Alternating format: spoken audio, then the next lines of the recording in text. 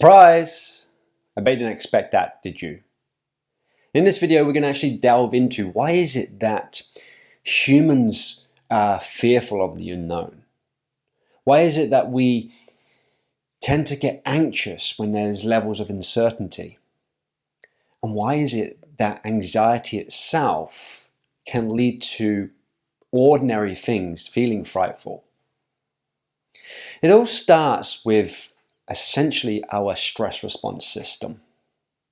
In our brain, obviously we have parts of our brain, the prefrontal cortex, that is the rationalizer part of our brain. It's able to process information and receive that from external and pass it to our internal so that we can learn. But how do we learn? We learn through processing of information from our amygdala into our hypothalamus, and this is what we call our stress response system.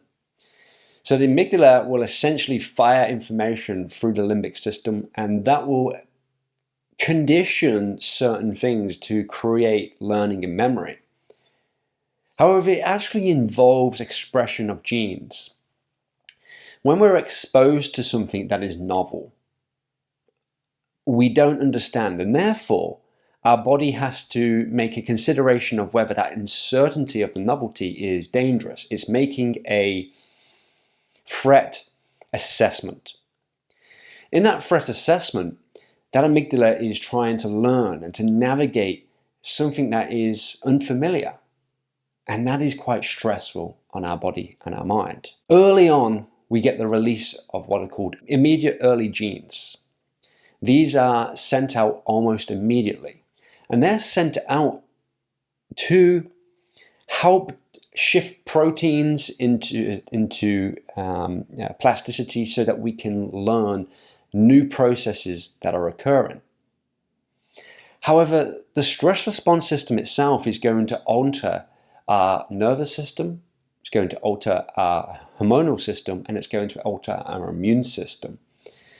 Those three things paired together will have an impact on our overall physiology. So for example, our heart rate might increase, and therefore in times of a novel substance or a novel environment, our arousal state increases. It's preparing for the fight or flight. It's making us more vigilant.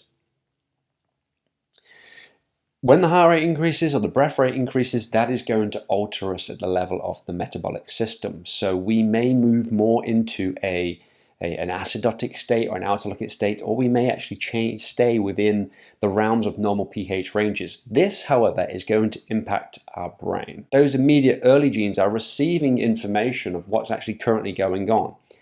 And they are therefore creating plasticity and memory and learning in our brain based off state information that's been processed by our breathing and by our heart rate and by our metabolism. So what we then end up with is we end up with a genetically transcribed plasticity in our brain that stores information based on a novel situation. If that novel situation turns out to be not so threatening, that information will be stored. So therefore, when we come back to revisiting a situation or environment or even a memory of that moment, it just becomes a part of learning and memory.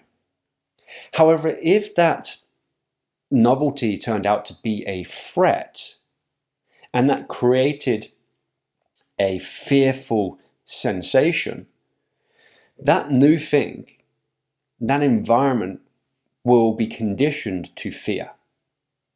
And therefore, we have Pavlov's dog. The environment, the novel environment that you're in, is now become a fearful environment. On the other hand, what can also happen is if there's a novelty, if there's an experience that is so overwhelming, we may even dissociate. And we dissociate so because the information that presents itself in front of us is too too much, too traumatic, too much for our psychology to handle, or even maybe too much for our psychology to handle our own physiology because we're breathing so fast, we're panicking, or even holding our breath. We're creating the environment in our metabolic system that is beyond normal physiological ranges, that our body kind of dissociates, our mind dissociates from that. We might not then recall the memory. However, that is going to ingrain into our behaviors. We will freeze up and avoid situations that will represent that current novel situation. So let's put this in as an example. Let's say you go on holiday and the place you land, you have no idea where you're going. However, when you land, the first person that you actually meet steals something from you.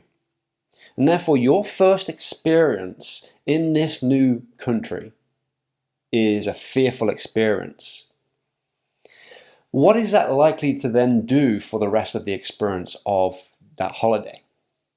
Well, you're going to be quite anxious for the next 3-4 days. That's going to be, is there someone else? You're going to project out, is there someone else that's going to steal from me? You're going to sit with that concern and worry. And then eventually when you go home, you might even say, I'm never going to go there again. All based off that initial experience. Now, this is what anxiety can do. So when we become conditioned to a certain fear, that also then creates, if we become anxious, novelty then becomes more challenging to face.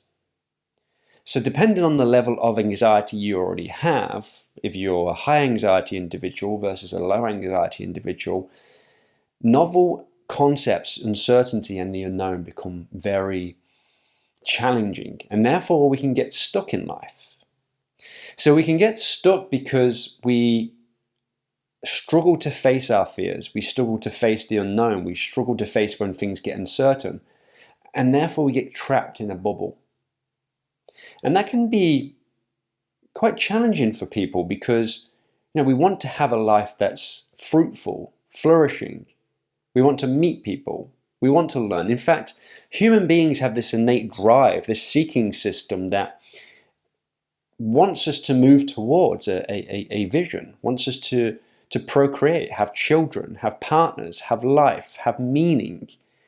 And if we get blocked by fear, specifically if we get blocked by fear at a young age, then genetically we might even struggle to reach our potential in life. And this is why it's always great to face things that can actually change our fear conditioning, change our anxiety.